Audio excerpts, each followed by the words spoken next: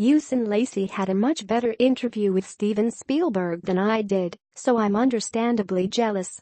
She spent about 30 hours with the director and was able to elicit nuggets about his life and work that formed the basis of Lacy's appropriately titled documentary, Spielberg, which debuts on HBO October 7. Like many, I've been a Spielberg fan almost from the beginning. I remember sitting in a dark theater over 40 years ago watching his second theatrical release, Jaws. One scene in particular sticks with me, shot from the point of view of the shark as it swims to the surface, towards an overturned rowboat, towards Roy Scheider's movie children and a would-be rescuer floundering in the water. As the shark gets closer, and John Williams' score gets louder and faster and the shark is about to grab the victim, I grab the armrests and lift my feet off the floor to avoid being bitten. It took a second for me to realize what I'd done, and another to quickly look around to see if anyone noticed, and a few more to laugh at myself and how I'd allowed this talented young filmmaker to manipulate me. I told that story to Spielberg almost 2 decades later when I interviewed him. His assistant had told me that Spielberg doesn't like to be fawned over, so I tried to keep my cool. We were going to talk about his new film, Schindler's List.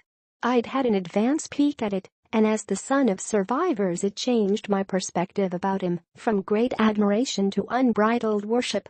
Over the course of next 30 minutes or so, we talked about his early years, his childhood homes, movies like Gunsmoke, a takeoff on the popular TV Western, and Schindler. Since that time, Spielberg, now 71, has revealed more and more of himself in interviews, often contradicting things he told me. During his interviews with Lacy, who created and served for 30 years as executive producer of the American Masters series on PBS, Spielberg reveals how his films reflect episodes from his life. So, we see how E.T., for example, is not only escapist entertainment, but also a plaintive cry from a director whose parents divorced, leaving him adrift much like the alien. Children alone appear frequently in Spielberg's films, from Peter Pan and Hook to young Jim separated from his parents in war-torn Shanghai and interned in a Japanese POW camp in Empire of the Sun. Spielberg tells Lacy that he was a skinny, unathletic kid who got bullied a lot and suffered from low self-esteem. "I just was a lonely guy." Spielberg also reveals that he was raised Orthodox and had to contend with rampant anti-Semitism. "I began to deny my Judaism," he says. "I began to deny everything I had accepted as a child and was not willing to accept Judaism if it was going to make me a pariah." He found escape behind the lens of an 8mm camera. "I felt good about myself when I was making a film," he says. Spielberg started work in television.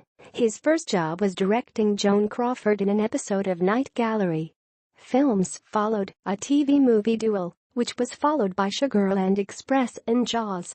Spielberg's films deal with specific elements of his life, director Martin Scorsese correctly tells Lacy, and a couple of those elements are worth mentioning. His second marriage to Kate Capshaw, who converted to Judaism, "She really wanted to marry me as a Jew," rekindled his interest in his faith and made him more careful about what he filmed.